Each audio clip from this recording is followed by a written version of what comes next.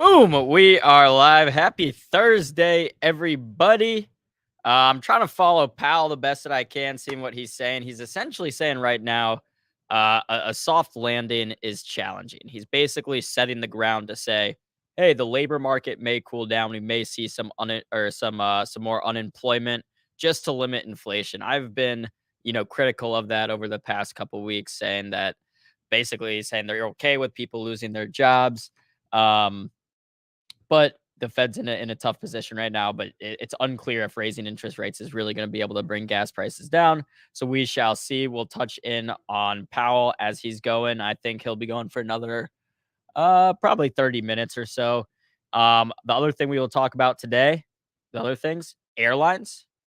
Another touch on crypto. We'll be looking at Coinbase and Coinbase's valuation. Luke Jacoby, Hot Stocks Luke, will be joining us at around noon Eastern. So stay tuned for that. A lot of trade ideas coming from that. So let's go ahead, roll the intro, get the show going. This is Benzinga Live. Spencer Israel and producer AB. What's up, everybody? How are we doing? Someone told me buy high, sell higher. So. Let's get Matt Hammond on the show to talk some IPOs. Jake Wojacek from Trend Spider. We have a breaking news.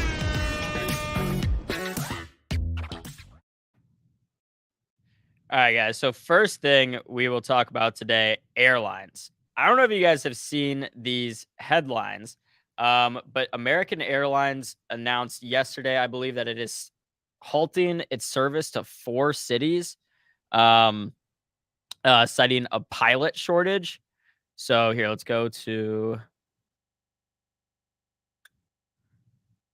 American Airlines.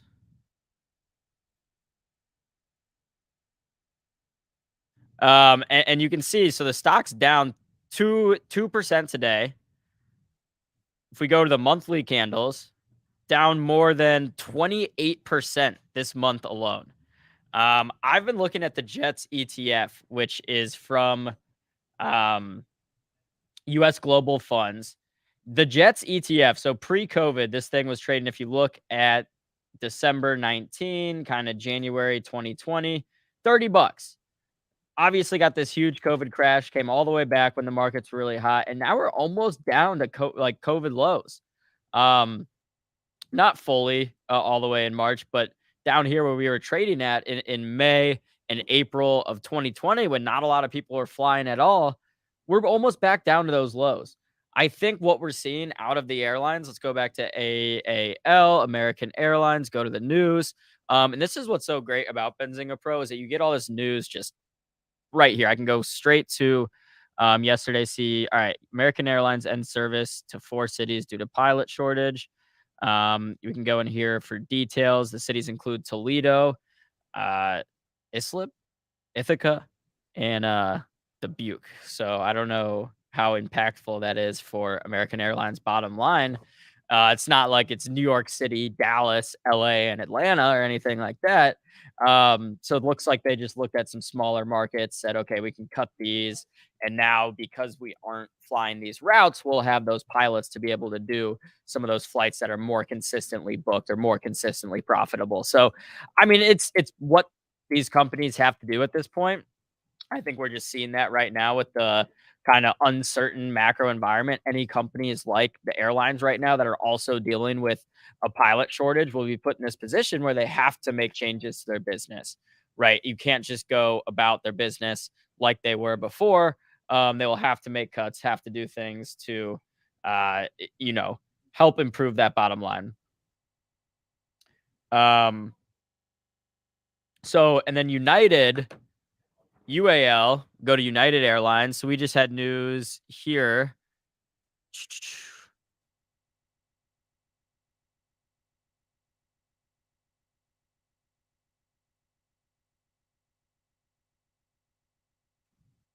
Hold on, give me one sec. Either way, I think it's pretty clear that from these different airlines, there will be more problems in the near term. So I'm not looking at Jets right now. I'm waiting for it to come down a little bit further. I'm waiting for it to come down maybe to, around like the $15 range. And then we'll start, looking at it a little bit more. Those Blu-ray glasses. No, these are or they're blue light glasses, if that's what you're asking. Yes. So they're to block blue light, help protect my eyes. I hope they're working. I don't really know. Um, Speaking of protecting, the US government, the FDA decided yesterday to completely ban Juul e-cigarettes, I guess to protect kids from vaping. Um, I'm on a weekly chart of Altria Group, ticker MO, the company that owns and runs Juul. And we'll be talking about this, I think, a little bit more in a few minutes here when Luke comes on. But even before this news was announced, look how ugly this chart is.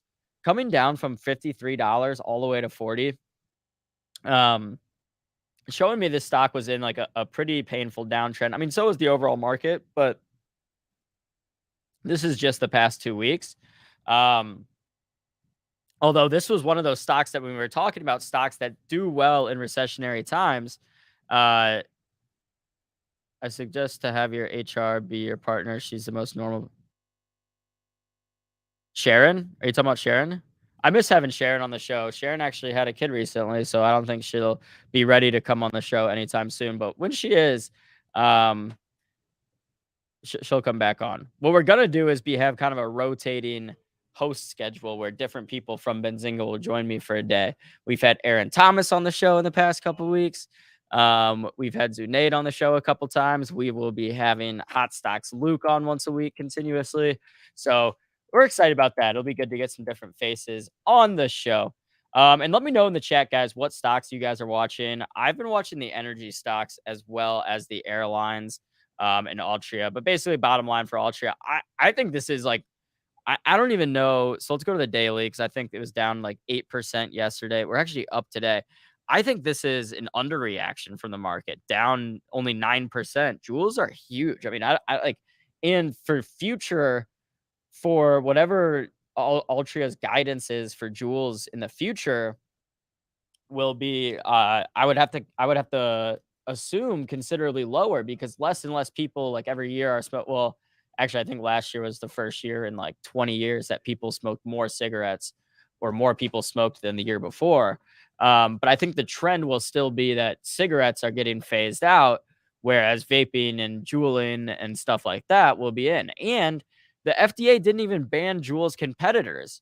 I think they said the article I said its biggest competitor was Enjoy, and I don't know if that's operated by a public company. Let's see, Enjoy Holdings stock.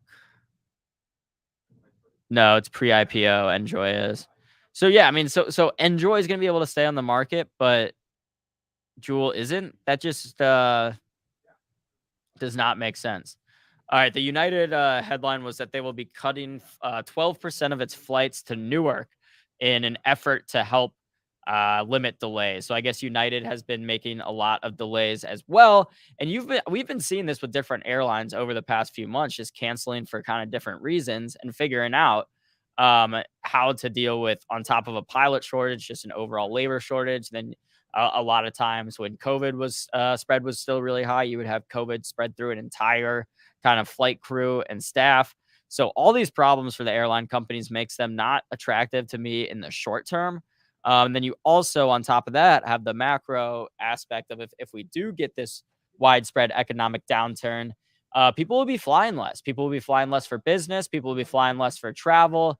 The demand for business travel is a little bit more inelastic than leisure. I think when we do see recessions and we do have economic downturns, one of the first things people cut out is traveling, saying, okay, I don't need to go on that weekend trip. I don't need to go here.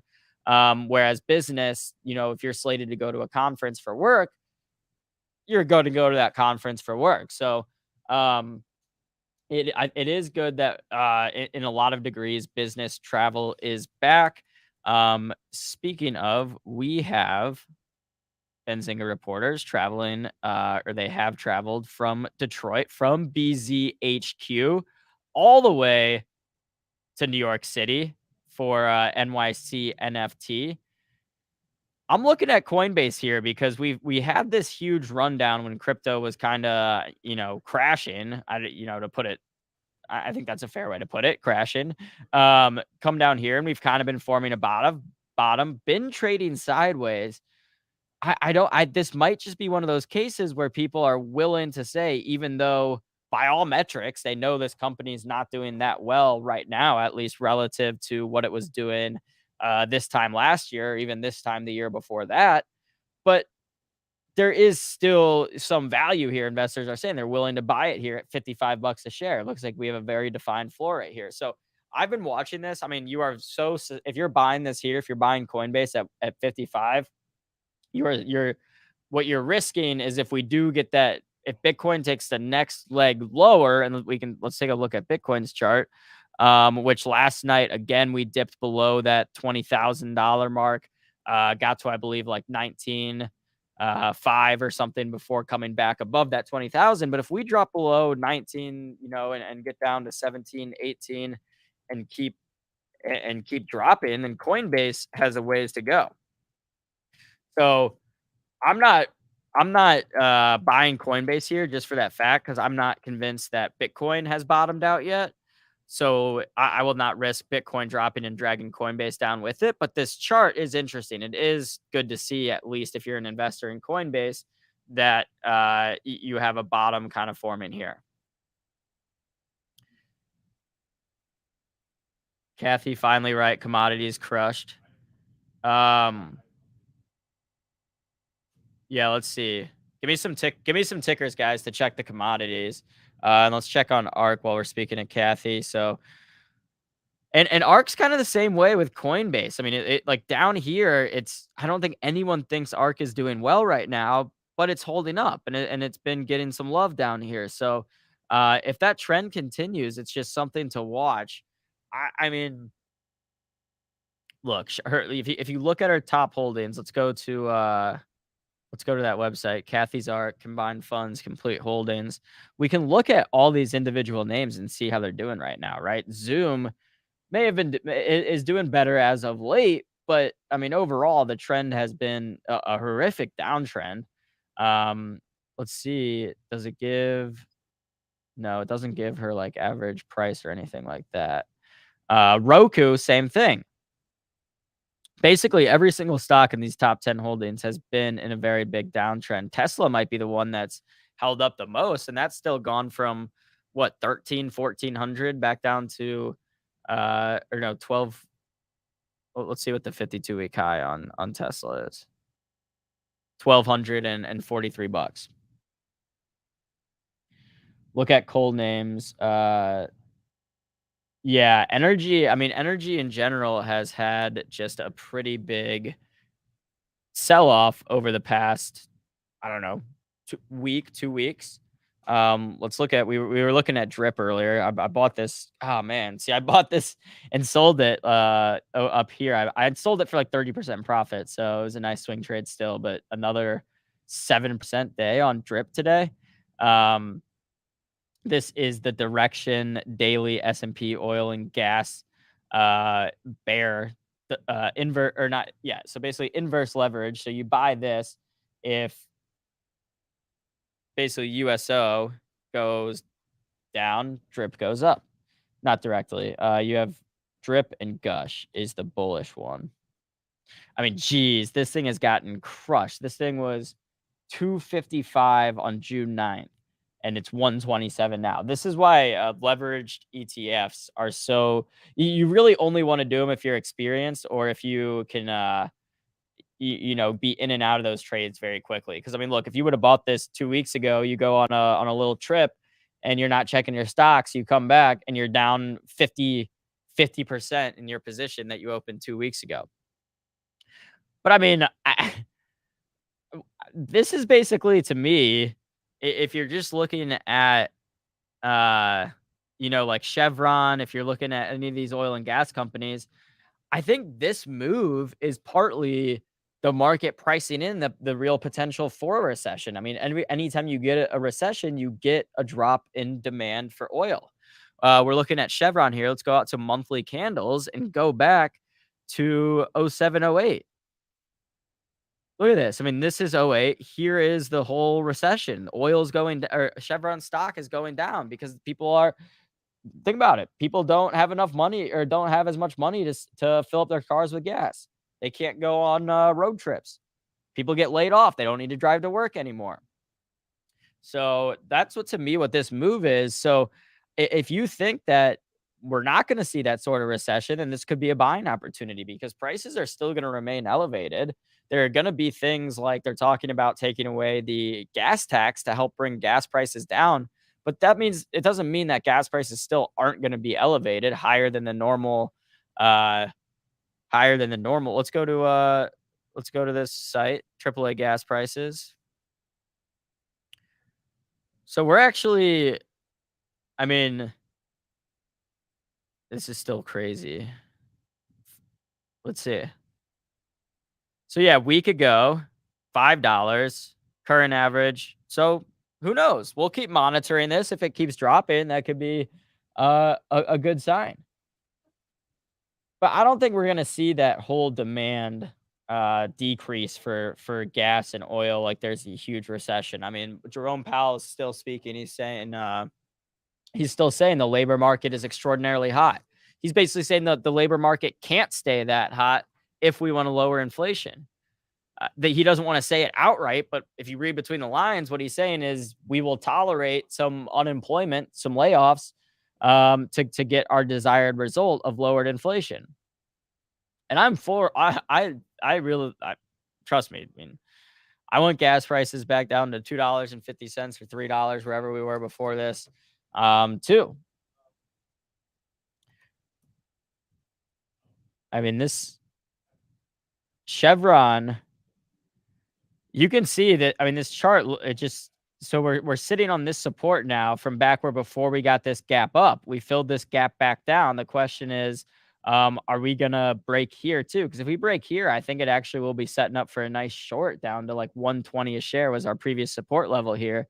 But I would imagine that we have enough buyers coming in here at Chevron here at 145 because gas prices are just still so elevated right now that it'll be uh it would be impossible to think that all the gas and oil companies won't report amazing quarters.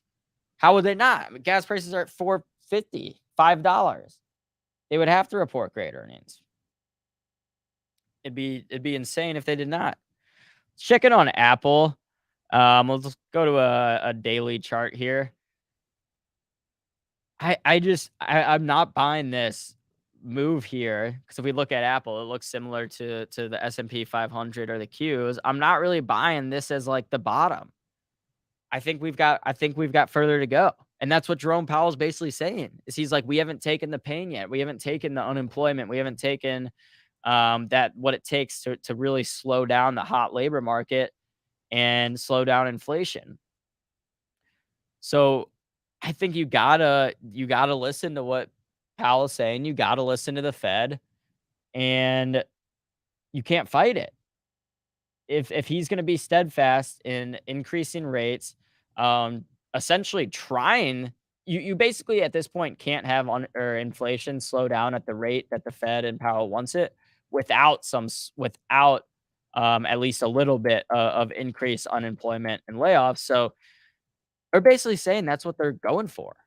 That's bad for companies' bottom lines. It's gonna be bad for earnings. I think once these next batch of earnings reports comes out, like let's check when Apple reports. Apple reports end of July. It's basically the same as Tesla. I believe Tesla's is July 25th. Unconfirmed. These are unconfirmed. So I think I think these next earnings coming out across the board for like the big tech companies that really move the market, whether you're talking Amazon, Google, I don't think they're going to be great. And maybe that means the expectations is that they won't be great. I don't think we have estimates out yet, so that maybe there's a lower bar for them to reach and that they can report just decent earnings and actually hold up because of it. But if all these companies report not so great earnings for Q2, I expect another, I'd say 10% in the S&P 500. Let's go back to the chart here and see where that would bring us. So 10% would be $37 from here. So it'd bring us right to around 340, which would be right around here. And then I think that's where, sentiment might bottom out. We might get that final capitulation point and the market bottom. But until then, you have you have so many of these companies that are still Tesla trading at very crazy premiums while the Fed is raising interest rates. So this would scare me to buy Tesla up here. There are a few other pretty expensive names right now. Let's check in on Roku. Yeah, I mean Roku's PE is still 93. I think a lot of these companies are just still fundamentally overvalued. Check in on Zoom. I honestly haven't looked at Zoom in a very long time. Yeah, I mean, Zoom's got a forward PE of 30, so that's not crazy expensive. But it still is pretty expensive. Price to sales of 8.3. Let's, you compare that to Apple. Apple's price to sales under 6. So yeah, Apple's a little bit cheaper than Zoom. What about Upstart? This name is interesting because out of all the beaten up names, Upstart is one of the only ones that actually makes money. That isn't like some pre-revenue. A lot of these, not pre-revenue, but a lot of these companies that have been so beaten down just aren't profitable yet. Upstart is. Upstart makes money, right? Let's go to the financials tab here in Benzinga Pro. If you guys are new here, Benzinga Pro is kind of our one-stop shop for all things you need trading and investing. You get fundamentals, you get charts. If you haven't checked it out, you can go to pro.benzinga.com for a free 2-week trial. All right, income statement. This is in millions. So, yeah, I mean, 10 mil, 37 mil net income. You can see it came. Wow, they've really had one killer quarter. But even without, if you take out that outlier, there's good growth here, I think.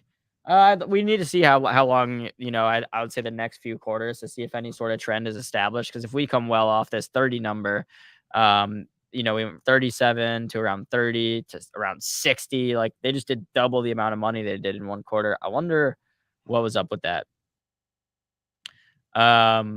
Zoom looks good here, AB. Yeah, I don't know. I mean, I just I don't, like I said, I think we haven't seen the real bottom. Like I don't think we've seen the pain that Jerome Powell is essentially saying he will try to facilitate to bring down inflation. We'll see. I mean, I like this is, I think, still overall a buying opportunity, right? It just depends on your time horizon. If we're looking at something like the S&P 500 and you're just making your bi-weekly investments, every 2 weeks when you get a paycheck, some money goes into the S&P 500, I think that's fine. But it depends on your time horizon. In January, we were at highs of 480 in the SPY. We were down to below 380. So if you're looking at like a 5-10 year time horizon and you're buying down here at 375, who cares if we dip down to 340? You're going to be selling it for more than, in 5 years. Well, hopefully, who knows? Nothing's a sure thing. I don't have a crystal ball, but $500. But if we drop another 10% before that on the SPY, I think those names, Zoom, basically any Cathie Wood name still has further to fall. They're still expensive by a lot of metrics. They're not the they're not the quintessential fundamental value stocks. Speaking of value stocks, let's check in on our buddy Warren Burke-B. Wow. Holy cow. We're looking at weekly candles here from back to April. Burke-B was at highs of 350. No, let's see. Hit highs of 362. We are now at 266. What's going on, Warren? What is going on, Warren? let's look at the SPY. I mean, the SPY is similar, but that's just ugly. I mean, it was outperforming everything. So now if you bought Berk B in April of last year, you enjoyed this huge bull run up to 360, but if you held, you're now flat. Yeah, I think that 330 level is very reasonable. We're talking about the 330 level on the SPY, $3,300 on the S&P 500. I think that's very reasonable. I think it'll take some time to get there because, like I said, I think about basically a month from now when we're getting those earnings reports is where we're really going to see sentiment bottom out. I don't know, of course, that's my prediction, but if we're looking here at the S&P, it wouldn't surprise me to see us kind of trade sideways or even get a little bounce until then. And then when we start getting those earnings reports rolling in, just seeing us come down to about here. You got to go back to June 2020 to get down to, or sorry, that's 320. 330 is right around here, right where we were pre-COVID. So it'll feel painful too watching that fall because like a lot of our positions will be down a lot unless you're mostly cash or you have hedge. Maybe you're buying SPY puts, and we can talk about that if you guys have any questions in the chat about how to essentially help position your portfolio in downtrends. We can do that. Jay Rice saying AB, I think we shifted value, getting beat up, growth moving. Yeah, I mean, we're always going to see those cycles, and you can just use we can use our proxies for that, right? If I'm looking at growth, I want to look at ARKK. How's that doing? And it's doing okay, right? We're on the daily chart. We were talking about this earlier that we've come off this bottom. If I want to see how value is doing, I can check Berk B and see this is back to daily charts. Really not well. Basically, the last 2 weeks since June 10th, June 9th, we've had this big move down in Berk B. So, well, in Berkshire, the weekly candles down 6%, down 8. Yeah, so down like 20% in the last 2 weeks. The SPY is, yeah, I mean, it's just it's not anything crazy. Warren Buffett's performance the last 2 weeks, it's just a little bit below average. Let's see what they're talking about. Powell, Fed is not looking for new tools. The Fed doesn't have any other tools. The Fed can do one thing, essentially raise interest rates. That's what they've been saying is we can't do anything on the supply side. We can help impact demand. We can raise interest rates, which will lower demand, which will help lower inflation. But the inflation that we're seeing right now is largely on the supply side. If you're talking energy, especially inflation in Europe, is due to limited supply from stopping importing oil from Russia. So it's and then the other side of the argument is that by raising interest rates, you actually are hurting supply because that slows down investments into the supply. So if you're a chip manufacturer and the interest rates are at zero and you can borrow free money, you can build a new factory for essentially free, knowing that you're going to make that money by producing new chips. If interest rates are 5 and you can't afford to build that factory now, that's going to slow down the production of chips. That's going to make the automobile companies output less. That's going to drive the prices of cars higher. And you can use that logic on anything, building, housing. There are a lot of economists and people out there that are questioning the Fed's reasoning here, questioning the Fed's plan, seeing if it really is going to be able to impact inflation. But Powell has one tool, and it's raising interest rates, and he's going to use that by all means to lower inflation, even if that means causing a recession, is what he's saying. Let's check in on the TLT. I mean, we'll really see the pain when people start to default on their credit cards, on their mortgages, and I mean, the credit card companies could be interesting here. They get hurt when people default, I assume. Let's go see how Visa did in '08. Oh, wow. How is this right? There's no did Visa really only go public in '08 and then they alright, let's see MasterCard.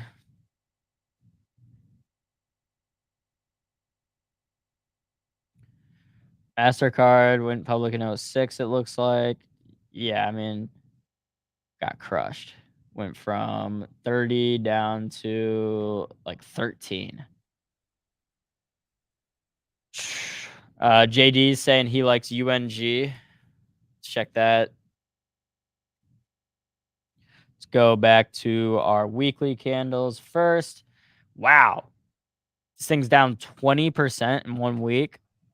Go back to the dailies. We were at around 33 bucks down to 21. Basically this whole move just got wiped out in such a and this is what like we always talk about this how, we often move quicker down than you take the stairs up and the elevator down. It took from April 6th to June to make this move and then from 2 weeks ago to here to give it all up. So about 2 months to make this climb up and then 2 weeks to make this move down. I do think this is interesting here. I think these are getting oversold. Let's see if we can look at the RSI on here.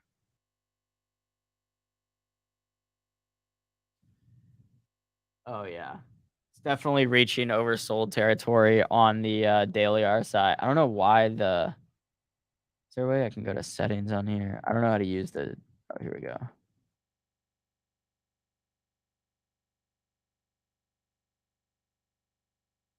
I see it. Can you give me like a color I can see? White maybe? Can we make it bigger? There we go. All right, now we can see the RSI. So yeah, it's down to 40. It's not crazy. It's not getting that oversold yet actually, but we're approaching there. We're getting there. Let me see.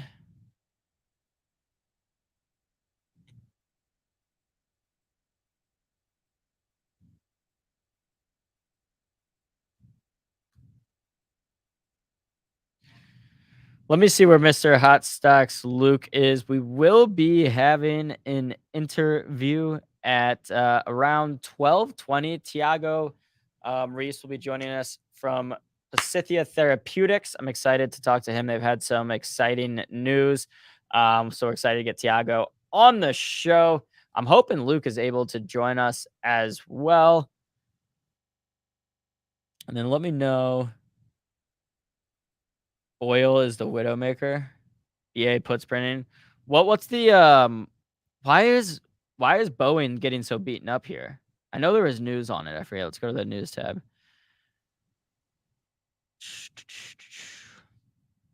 Boeing says supply chain issues to persist.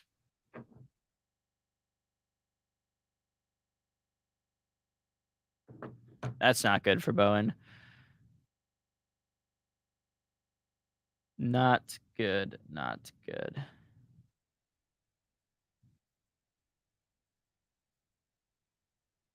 How's Baba doing? How is Baba doing?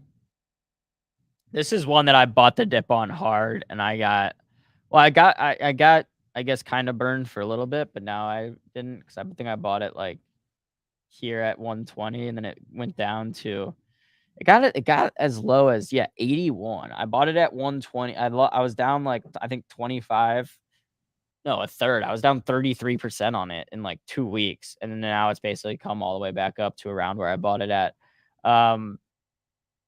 But look, I mean, I've got the RSI down here. We haven't even gotten close to being overbought, and we're having this nice move up. I think Baba's really interesting right here. I've been kind of trading Baba a little long here, like buying some calls here, buying some calls there. But it's performing well. IWM credit put spread.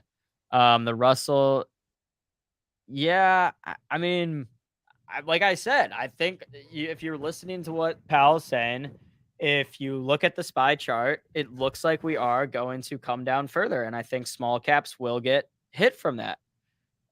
So when that happens, I do expect the Russell to keep moving lower. I think there are other opportunities as well. I think there will be certainly an opportunity to go long some of these small caps at some point.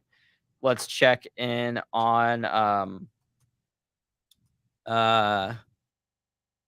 there's a Goldman Sachs small cap growth fund that at some point gets interesting, because then when the markets turn around, the growth small cap stocks kind of grow the fastest and the most. GSHAX.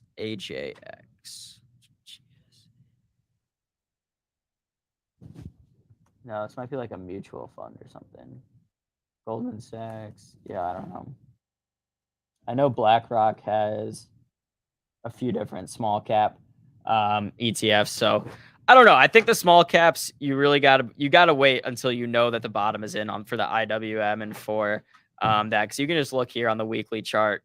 We have gotten beaten up since last November, and when the S&P was making new all-time highs in January of 2021 or 2022, there was the Russell was not doing that. It was not partaking. So the small caps have been in this downtrend. It's been a while. It hasn't been like recently small caps have been getting beaten up. It's been for a while. Alrighty. I see my first special guest is here, Mr. Hot Stocks Luke. Let's go ahead and give him our special intro and get Luke on the show.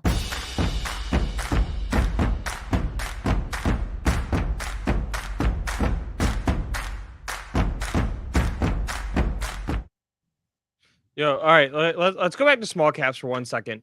Can you pull me up a couple charts? Yes, sir. Okay, so yeah, I mean IWM has been the bear of like a year. And the XBI. What else? All right, I'm throwing this one out to the chat. XBI. What other major market segment? It's not a sector. Market segment has been brutalized while the S&P 500 and the triple Qs kept hitting all-time highs. Look at this question out to the chat. What is that? XBI. What is that? Biotech. Oh, Biotech. Yeah. Biotech is even worse than the IWM. Look, we were at highs of 175, and we are now at $73. There you go. Tech. Somebody saying nope. Thinking wider than that. But give me two symbols. So pull up IWM. Pull up IWM, and then give me like the 1 year. What's the change over 1 year? If you just give me the prices, I can do it in my head. The start and the end. So start now. 167. We're at 167 right now. Last June. Oh wait, what are we on? Last June we were at 225. All right, so 225 to 167. That's a diff of what? 60 over that. Okay, so it's like a 30-ish% correction. Okay, now let's pull this apart. So that's all small caps. The next one let's look at small cap growth, ticker VBK. That's the Vanguard ETF for small cap growth. Pretty similar. All right, give me the numbers. The chart looks the fucking exact same. It looks the exact same. Last June we were at around 300, 290. We're at about 30%. We're at 196 now. So basically 300 to 200. Okay. 33%. Next one, give me VBR. That's small cap value. Ooh. Oh wow. Oh, okay, we were just looking at this, Luke. This is surprising. So this is down 12%. So it's down less. We go back to June of last year. We were at 175. We're at we're at 147 now. So this one's only down about 15% from then. Okay. So it's down about half. But look at this. Look at Burke. So wait. So here's the point, right? Is that small caps as a whole are getting cracked. You look at where it's happening. It's the small cap growth stocks that are getting cracked the most. Just like all growth stocks are getting cracked right now. So then let's move on to this next one. So if you say that S&P 500 and also small cap value stocks are down a similar amount, which one would you rather want to be averaging into if you were wanting to average in? I pick S&P 500 all day over small cap value. What's going to correct first? It's going to be S&P 500 over small cap value. Yeah, but I was just saying when we do finally get the market turn around and we get that kind of shift, there's a chance that the small cap growth names grow at a faster rate than the S&P 500. It's just Sure. That's fine. that risk? No, that's fine. But what I'm saying is, okay, you've got the S&P 500, you have a small cap value that are both down the same amount, right? If you were to pick one of those to start averaging into, which would you pick? I think it's the S&P 500. In a bear market, the S&P 500, 100%. All day, every single day. All day, every day. Okay, so let's compare triple Qs to small cap growth. What would you pick? So real quick, triple Qs I'm not all that day. smart. When you say triple Qs, we're talking about the Qs, not TQQ, the triple. No, not the triple leverage. Who put a 1 in the chat if you trade the put a 1 in the chat, not if you trade, if you hold triple leverage ETFs in your long-term portfolio. I bought some drip in my IRA the other day. Where at? Like at H&M? H&M drip? Or Supreme. Okay, Supreme drip. Okay. In my IRA, I just buy drip. They should do that. They should let you buy like StockX shoes in your IRA. There's you can. Shoot, who was doing that? Like Bit IRA or someone like that. Yeah, somebody was doing that. I don't think it got a ton of traction, but that's what they were trying to do. Oh man. JD saying he has Soxel. That's from our good friends over at Direction, the semiconductor bull. Oh wow, this thing is, yeah, these inverse or these leverage ETFs, you just got to be careful with. All right, but look at this. Okay, here's the one that I remember. I asked that question. I said, like, what other major market segment has just been getting absolutely hammered? Nobody answered it correctly. The one that I was trying to get to. So pull up SPY. And just do daily candles for 1 year, if you don't mind. Yes, sir. Daily candles. Zoom out. Yep, it's about a year. All right, so there's SPY, right? You got up and you got done. Yeah, you got up and down. You got up and down. Look at IWM. We already talked about this one. Here's the surprise one that nobody's really talked about recently. EEM. Emerging markets, brutal. Oh man, yeah. So let's see. 1 year, you're down 27%. Year to date, you're down 20%. Yeah, June 2021, we were at $54. We're below 40 now. So this is all like, India, 8 different Asian markets. Let's see, what are the other big?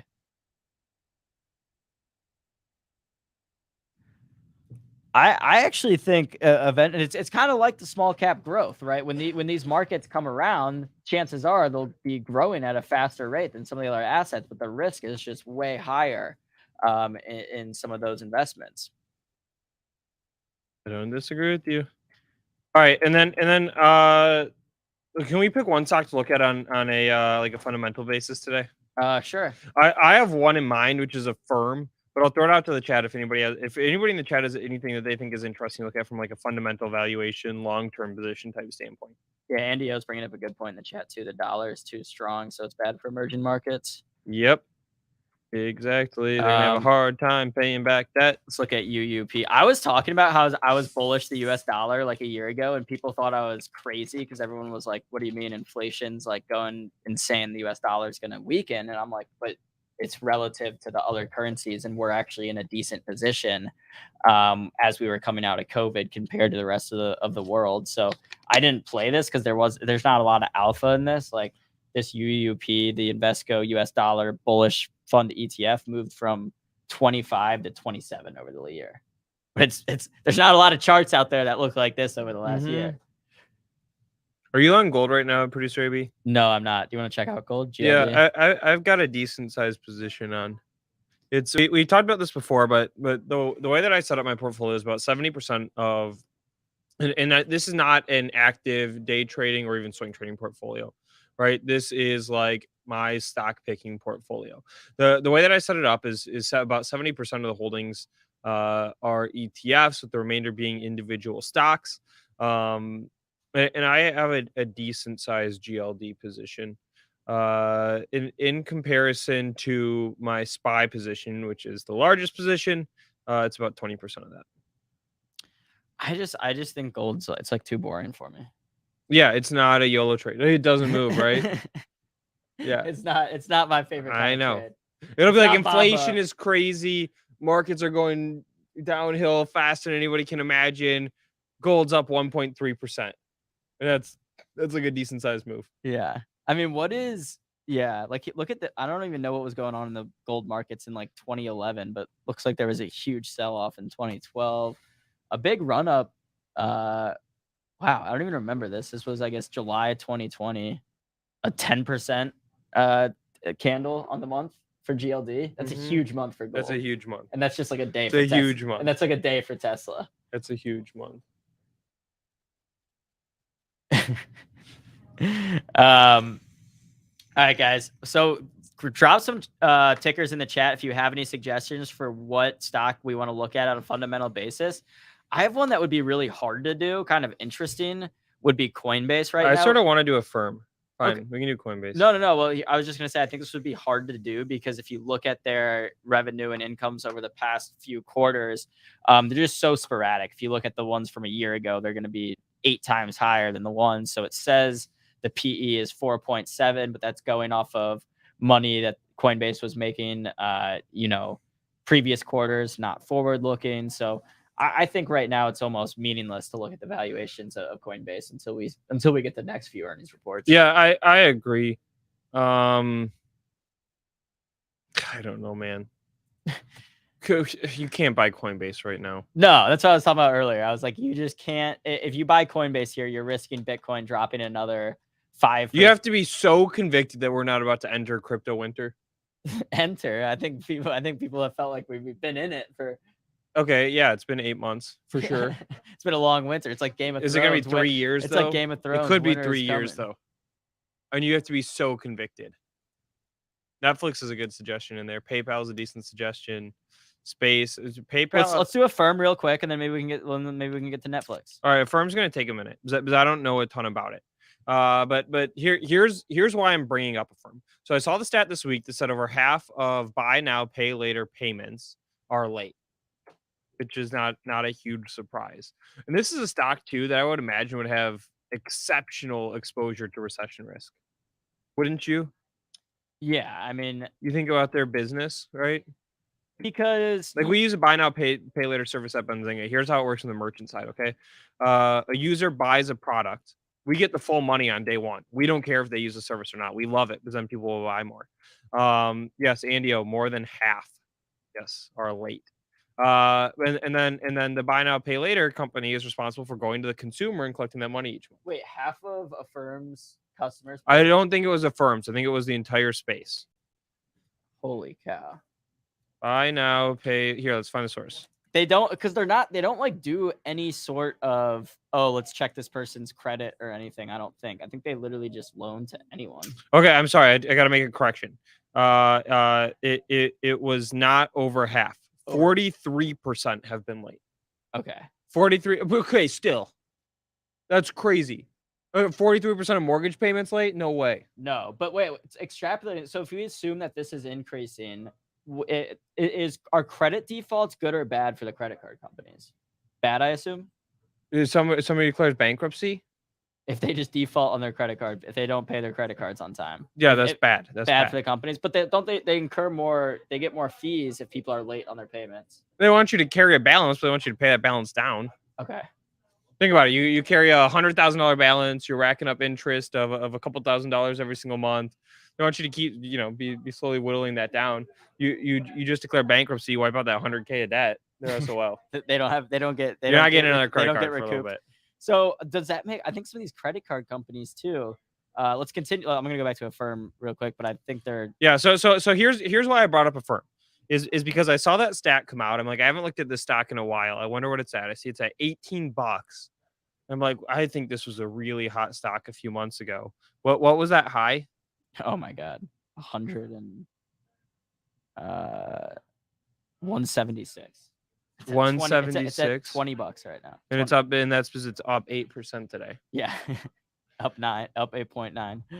Okay, so let's just look at some of the stats real quick. So market cap we can just call a flat 6 billion.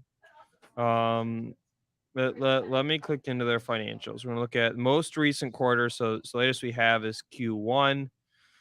Okay, $6 billion. They did $350 million of revenue in Q1. So over the course of the year, that's $1.4 billion. So that means the stock's trading at 4 times price to sales. Not especially cheap by any means. Let's take a look at what EBITDA is. What would you guess? 350 million a quarter of revenue. What was their EBITDA? There might be adjustments in here that we need to throw back in, but they're just straight reported definitional EBITDA. It's positive or negative? It's negative. 350 million of sales. I don't know. Negative $200 million. Negative 200 million. Yes. Holy cow! And I'm looking at the financial statement right now to see if there's anything that jumps out. He said earlier, take a shot every time Luke says EBITDA. What jumps out as anything that needs to be added back? Oh man, dude, it doesn't look like really 30 anything. saying CNBC had a talking head bullish on Affirm yesterday. I mean, I could see someone just being like, it's so cheap that if this business just doesn't implode, like it should come back from these levels. But there are no really obvious add backs right now. So I'm gonna call EBITDA negative 200 million a quarter, which is negative 800 million a year. So they're burning almost $1 billion. Well, that's different than their cash flow. Let's look at their operating cash flow. They only because there's going to be non-cash expenditures in there, right? They only have $2 billion of cash on hand. So if they're burning that much money, yeah, so $2.2 billion. They're gonna have to raise more money at short some point. term. Okay, cash in short term is $3 billion. Okay, that's better. But what is their operating cash flow?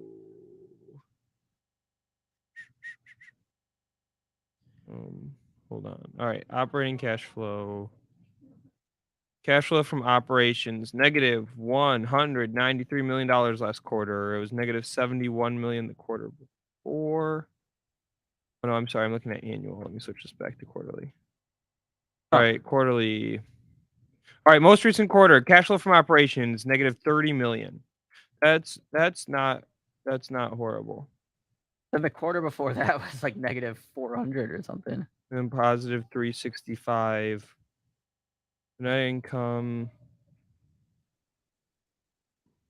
I think you're okay to call it negative 30 million a quarter, which isn't horrible. So here's my takeaway, I guess. My quick takeaway. Don't really know the company very well, but you have a stock that I think is especially exposed to recessionary risk, which is not where I'm trying to be right now. No, you want it's still trading at 4 times price to sales based on the most recent quarter, and I would expect revenue to come down in Q2. Right, we know that consumer confidence and consumer spending did come down, so I'd expect their revenue to come down. So let's say it's trading at 4.5, 5 times sales. You've got negative $800 million a year of EBITDA. You've got negative $30 million a quarter of cash flow. I do think that it does seem like they have plenty of cash on the balance sheet. They got $3 billion of cash in short-term investments, so I don't think that you have a ton of raise risk. But based on the numbers, real quick, I see no reason why you should buy this stock right now. And I want to throw someone out to the chat. Everybody has to participate. Everybody out there. No Switzerland. Yep, no Switzerland. If you had to pick right now, you had to either buy the stock or short this stock, one way or the other. You don't have to actually make the trade, but for the purpose of getting more data, listening to our peers, you had to do one or the other. Put a 1 in the chat if you would buy it, 2 in the chat if you would short it. Again, we're talking about Affirm. 1 in the chat if you would buy the stock, 2 in the chat if you would short the stock. Wouldn't flip side here be just that if more people are, say, like a little bit short on cash, maybe their pool of potential customers is widening as if we head into a recession, that maybe someone who usually would have just paid the $300 for their Airbnb is now saying, oh, I have a little bit less money now. I'm going to go ahead and use Affirm. That is interesting. Yes. Throwing that out there. Aren't great loans to give. We should. I don't have $300 for my Airbnb for 2 nights. When you take a loan out for it, that's not great. The people are. I get it if you don't have cash in hand to remodel your kitchen. You know what I mean? You need a $10,000 personal loan to remodel your kitchen. Yeah, but that's more something you would use Upstart for. You get a personal loan for. Yeah, not Affirm, not buy now, pay later. Yeah. Or I guess you could rack up a huge tab at Home Depot. Shout out to Daniel in chat saying he already has puts on it today. Most twos. Most will go short rather than long. Andy's saying he's surprised to see Apple trying to expand in the space. Apple is really interesting. This point was brought up that Apple really had a position to, and I guess they now kind of are in the fintech space with like Apple Pay and stuff, but really could have like invested in that space way more than they did. I think they're doing fine. Oh yeah, Apple's doing fine. I think they're doing fine. Facebook is the one that really could have benefited from being like people, because there are a lot of people that don't really have like good mobile banking and stuff. If Facebook would have integrated, is WhatsApp a payments app though, outside of the US, especially? I think so. I don't know so, but I think so. If somebody in the chat knows so, that would be interesting. If not, then and keep in mind that Facebook tried to with their crypto project and got abused. Oh, really? You don't remember that? What was it recent? It was like, what was the name of their crypto project? Yeah, it was like a whole Congress thing. There was a congressional hearing that Mark had to go to because they said like Zucky was trying to replace the US dollar. Facebook crypto. Let's see. Facebook. Oh, Libra. Libra, right? LIBRA. Yeah. Yep. Yeah. No, but I mean, I think, yeah, Apple's obviously doing fine. It'll be interesting. I think Affirm. I would not be touching it down here. All right, what about Netflix? Let's look at Netflix. This is a stock that I'm long in size and down on. I will admit. Let's just do a quick look at the numbers on Netflix. All right, so you've got a market cap of $80 billion. Balance sheet looks fine. All right, let's look at the income statement. You have revenue of, let's call it $8 billion for the sake of rounding up. $8 billion a quarter. That's $32 billion a year. You have a market cap, what did I just say? 80 billion. So the stock is trading at, let's call it 2.5 times sales. That's fine. That's in line with S&P 500 average. You look at growth in this most recent quarter versus the previous year. It went from 7.2 billion. So let's call it 7.9 billion of revenue. It's about 10% revenue growth year-over-year basis.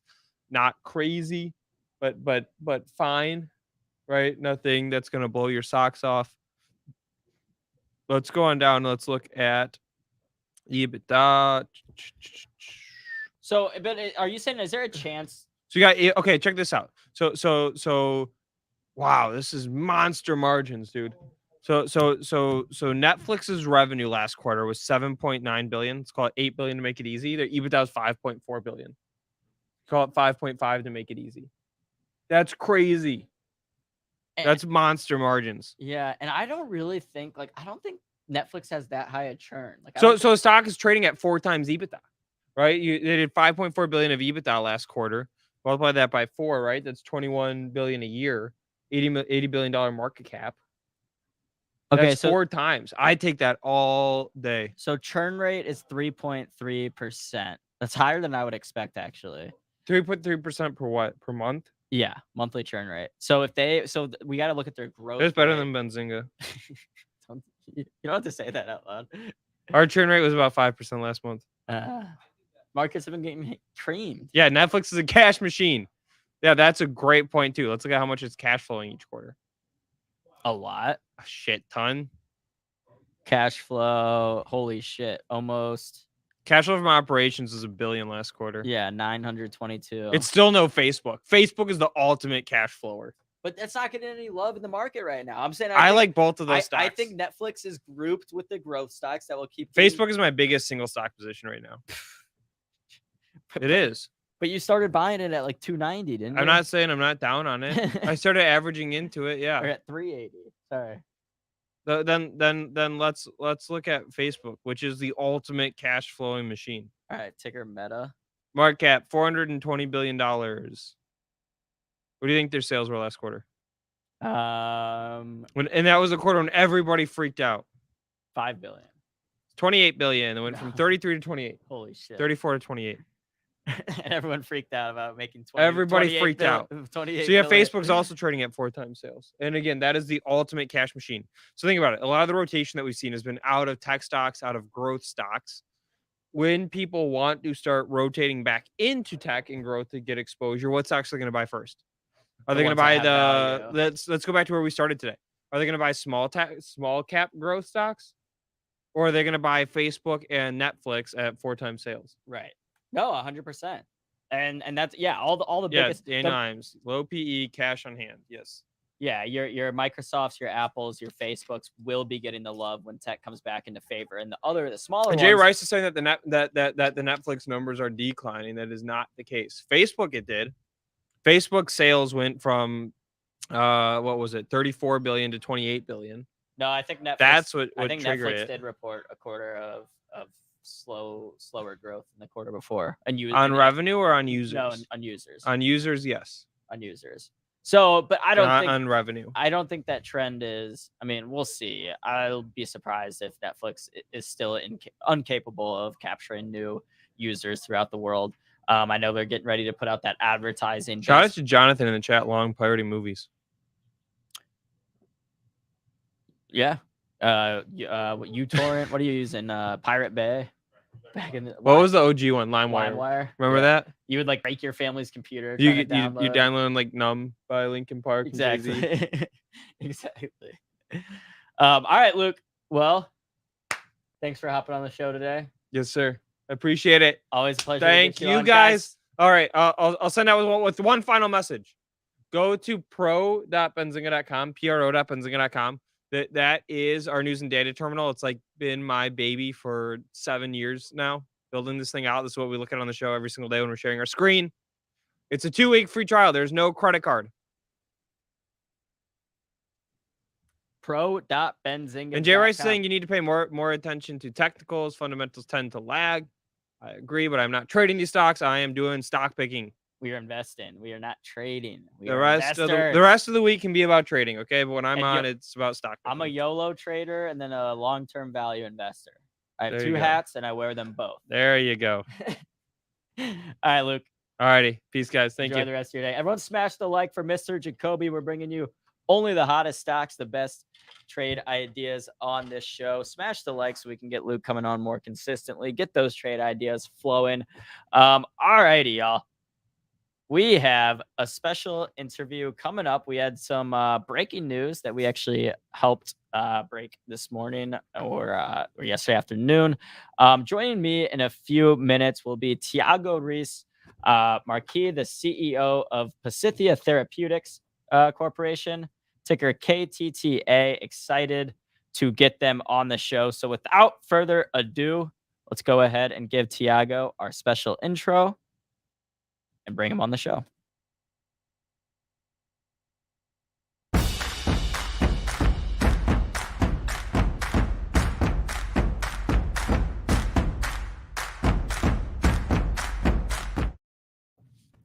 Tiago, welcome to Benzinga Live. Thanks for taking time out of your Thursday to join us. How are you doing today? All good. Thank you for having me today to present our news. Of course. So why don't we start before we get to the news? Do you mind just giving us a quick rundown of Pasithea, what it is you guys do? How did you guys start? So we are a pharmaceutical company. We are a biotech company. We've been public since September last year, and we have a dual-pronged business model with the majority of our focus being on drug development. We also have some clinics, both in the US and UK, where we treat patients currently suffering from severe mental illness. But our major focus is doing pharma drug development. Got it. So now let's get into the news that was announced. Why don't you go ahead and tell us what that news is? Then we can talk about what that means for the company. Perfect. We announced yesterday that we acquired a company called Alpha 5 Integrin LLC, a company that the majority owner was Paul Manning, a known biotech investor with huge success in the space. It's an equity deal, so he became now the largest shareholder of Pasithea and owns approximately 10% of the stock. Got it. So, what does this mean for the company moving forward? That's a great question. And what we acquire here is a collection, an IP, a collection of monoclonal antibodies, so drugs that treat a very hard disease that is ALS. So what we've been showing, and our scientists now in our team, together with major healthcare centers in the US, such as Mayo Clinic, Stanford University, is that in patients with ALS, they have an increase in expression of a receptor called an integrin.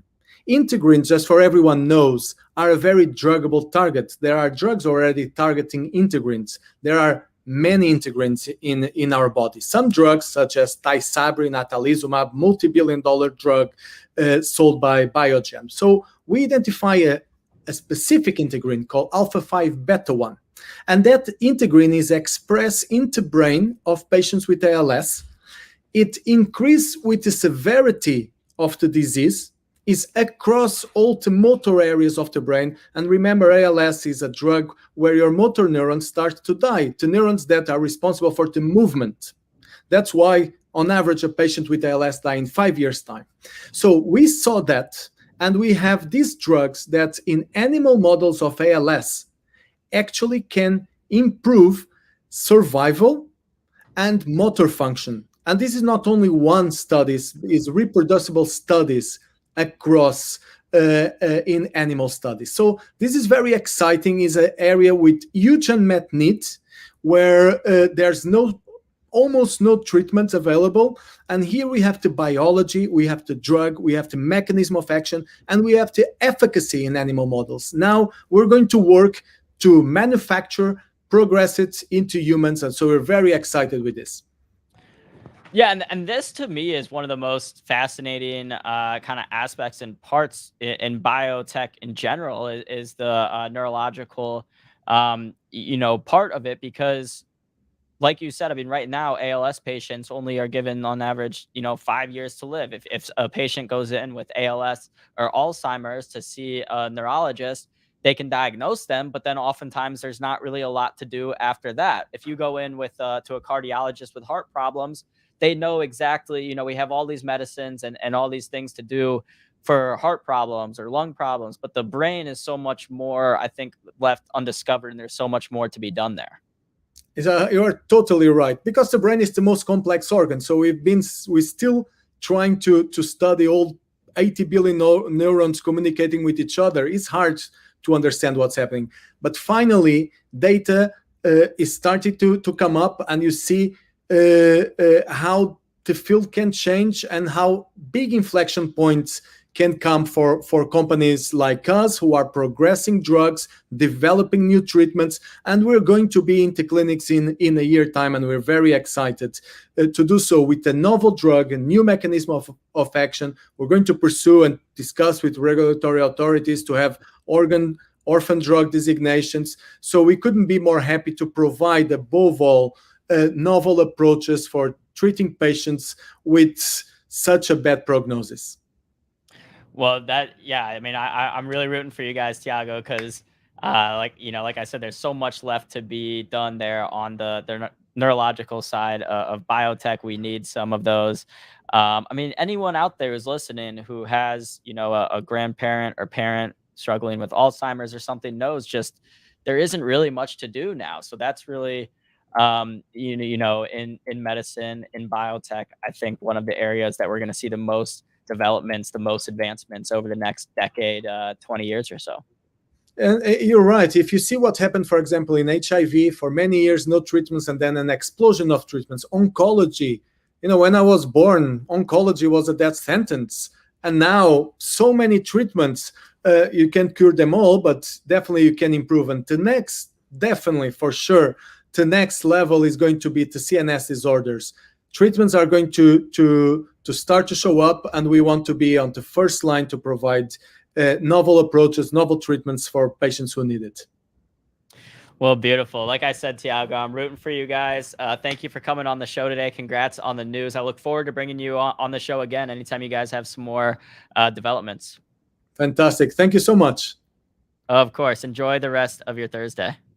Thank you. All righty, y'all. That was Tiago Reis Marques, the CEO of Pasithea. The ticker on there again is KTTA. Thanks, Tiago, for coming on the show. All righty, guys. I got to run a few minutes early today, so we'll be wrapping up. But I think, Rohan, we've got a video to play. We do. All right, so here, I'll go ahead and take over, Bree, while I get this kind of set up over here. So, I mean, actually, it's pretty much good to go. So I might just go ahead and start that video if you're cool with that. Let's do it, guys. There will be no Benzinga live tomorrow, maybe a replay of some sorts, and then we'll be back on Monday. Love you guys.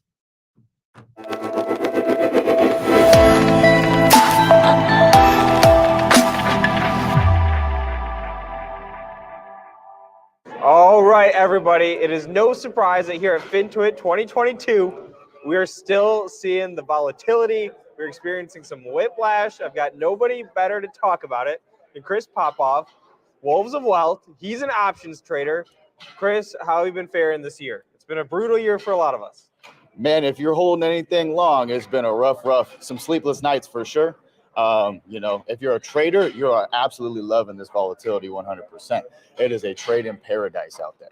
All right, so let's make this tangible for the people. You're an options trader. Yes, sir. Right? How are you advising your members? How are you talking to the community about how should they be trading options right now? Yeah. So right now, what we do is we really focus on the homework, right? So you want to make sure every single night, every day after the market, you're able to map out the levels, especially if you'd like to trade like ETFs or indexes. And from there, you need to realize with the whipsaw moves that we're going to have, you want to size down. 100% you size down and you trade level to level. That's it. Okay, so when you're saying level to level, like, Yes, are you looking for highs?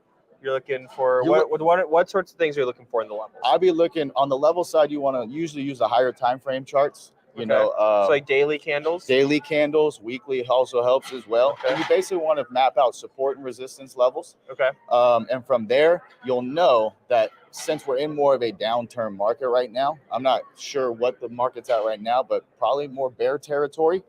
It's more of a sell the rip. So when you get to that resistance level, you're going to be known to look to the downside and not really playing that breakout. Okay. Yeah.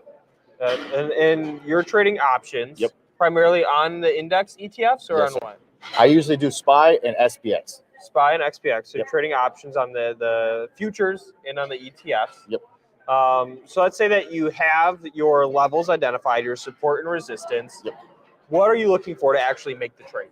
You want to have How are you figuring out what price you want to make the trade, the expiration? Just talk me through all of it. the expiration. So depending on what type of risk tolerance that you have, you know, obviously everybody loves those quote unquote lotto 0 day to expiration, zero or hero, if you will. For me, I like to buy time times the ultimate luxury, and you won't lose your behind if you get something that goes, you know, against you. Yep. But you know, I'll play both as far as 0 date or 1 to 5 days out. Okay. Typically, in this type of market, always buy time. Okay. One candle against you could cut all your premium. You Yep. just have you sitting there, not in a good situation. Okay. Let me ask you one more question. Yep. Overnight, a market like today's market, Yeah. are you holding any positions overnight or are you clearing out during the day? I am clearing out during the day. Me personally, how I trade, my rules, my risk tolerance is absolutely nothing overnight. Okay. That's just me personally. Now, if you would have taken some calls at the close yesterday and we had a 70-point gap up on SPX or somewhere around there today, you were probably sitting pretty this Yes, morning in your yes. account, right? But who knows when you got these whipsaw actions, when you, when you're in a downturn, you're going to have these huge squeezes that happen out of nowhere. Yeah. And, everybody on FinTwit's going to say, I knew that was bottom and that's why I'm all holding the Yeah. calls. But I'm like, yeah, maybe. But me personally, man, I'm not holding anything overnight. Okay. Yep. No, fair enough. Appreciate Chris, it. I appreciate it. Thank you, Yes, sir. brother. No doubt. I appreciate it.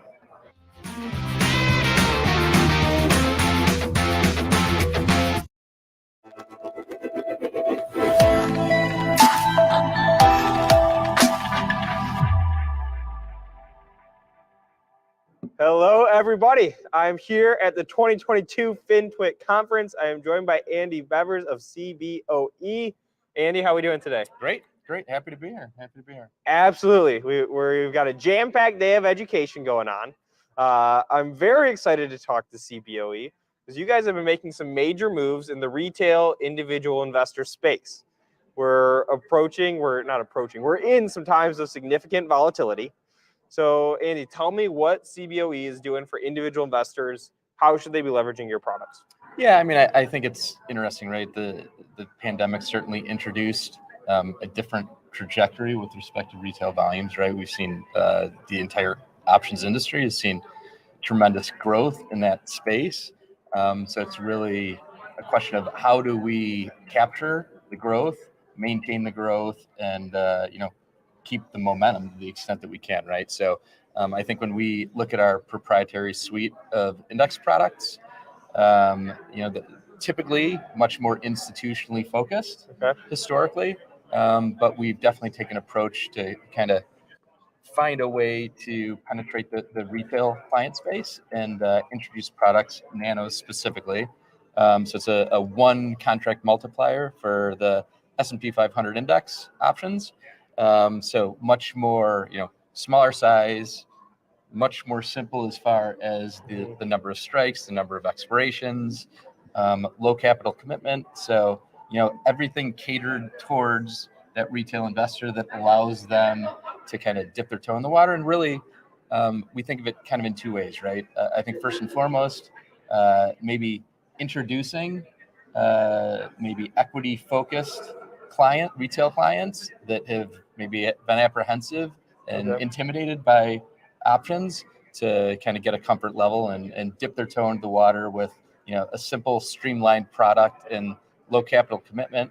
I think that's that's really the focus of that specific product. And Andy, can you talk about a couple use cases for that product? Like what are a couple of ways an individual investor may use that? Yeah, I mean, I think a couple things, right? So we a straight directional play, right? Just buying a pop. So if we want to be long the general market, the broader indexes, that's one solution. Correct. Okay.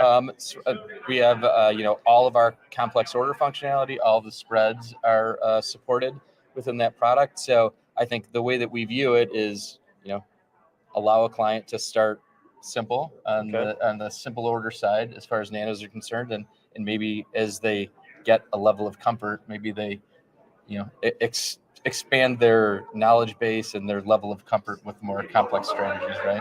Okay.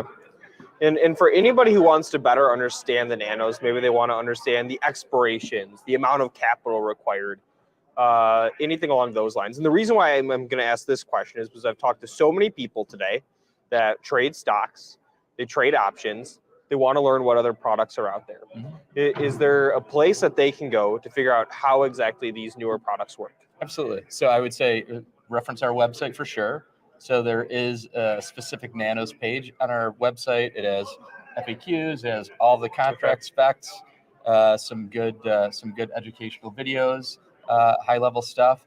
I think one thing that we're really kind of focusing on and reiterating as far as nanos are concerned is, if they're retail clients that have interest in the nano product and they look into it and they want to play in that space, that they reach out to their retail broker, their platform provider, and express their interest to them. Because I think not everyone is going to adopt a new product right out of the gate, and that's certainly the situation that we've seen with nanos. So I think to the extent that there can be retail client demand and interest bubbled up to those platform providers, I think that's going to serve the process well as far as getting broader adoption and availability in order to be able to trade the products. Cool. Excellent. Awesome. Well, Andy, thank you for coming out today. Absolutely. Everybody watching, happy trading. And stay tuned for more content that'll be coming out.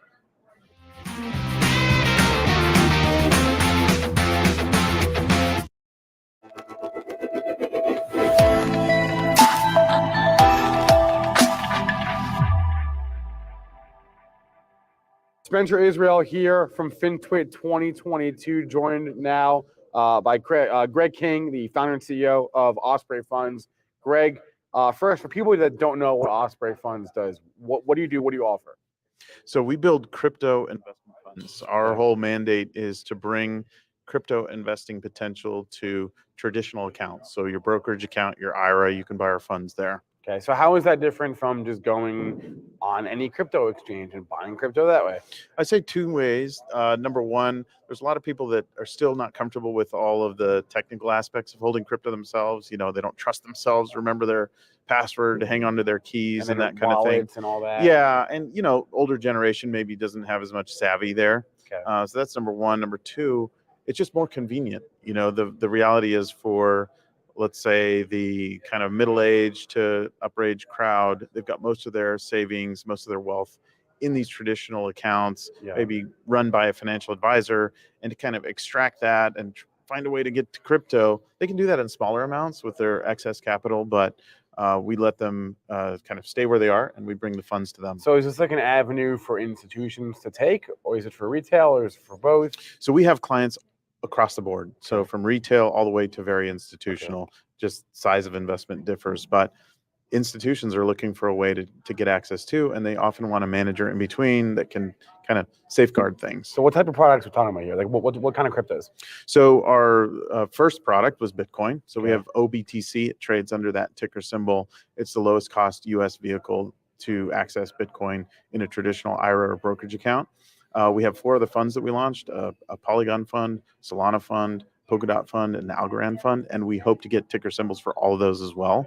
We're seeding an NFT fund. We have an index product coming out. We have a lot of investment ideas. So I got to ask you about just the environment right now. It's been a little bit wild these past few months, really even the past couple weeks here, or even the past couple days. What has that been like for you?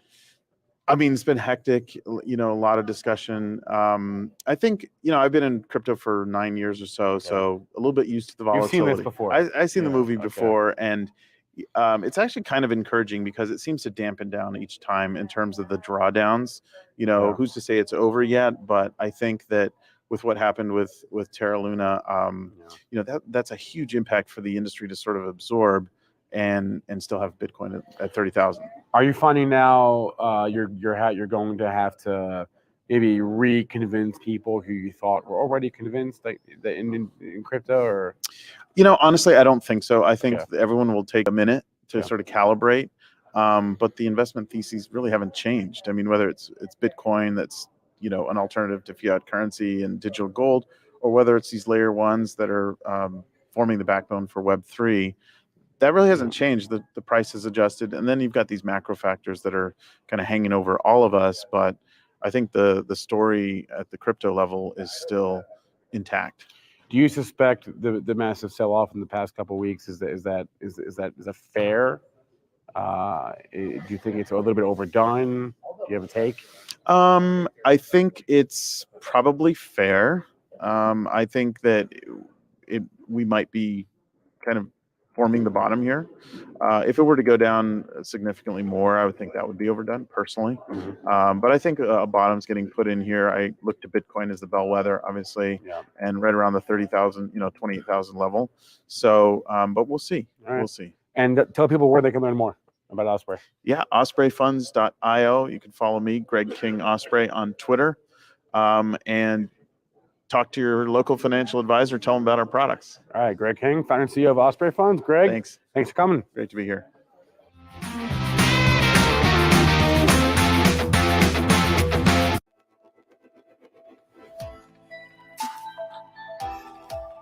Spencer Israel here live at FinTwit 2022, joined now by Austin Flanick, who is on the growth team at AlphaStream. Austin, thank you for joining me today. Thanks for being here also. First off, what is AlphaStream? What does AlphaStream do? Yeah, well, no, first off, thanks for having me. And yeah, this event's been awesome. But AlphaStream, what we do is hyper personalization for retail brokerages. Okay. And so when you think of, timely and relevant content that matters to the end user, it's all about how can we provide across all the different channels, whether it be email, push notification, how can we put the right content in front of the end user? So for like traders who trade all day, who see all this content, all these headlines and news articles, you're sending them personalized content that is more relevant to them. Exactly. It's almost like the Instagram ads of like finance in a way, right? Sure. It's super relevant to everyone, right? Yeah. No, personalization is everywhere, and it's just important for traders to have that content. Now, you're unique as I understand it, you're the first U.S. hire. Is that AlphaStream made? So this is a global company. Yeah. You are U.S. employee number one. Yeah. Is that true? It'll always be true. So you're new to the team? Yeah. And why expand to the U.S. and why join the company? Yeah. So just when you look at the space in general, personalization across different industries and trading, you look at the past 2 years, 3 years, how much retail investing has gone up. it's just a matter of time before people get to a point where personalization is going to really matter to them. And it's all about how can we, for them, provide content that's going to ultimately promote well-being all around trading. And So, but what attracted you specifically? Yeah. So it was that growth, because I like to trade. I'm involved in finance, and so for me, every end user could benefit from this, and it seems like it's inevitable. Awesome. Austin Flanick again, Alpha Stream Head of Growth. You're on the Growth team. Thank you for joining us today, and thank you for coming to FinTech 2022. Thanks, man. Good luck. Appreciate it.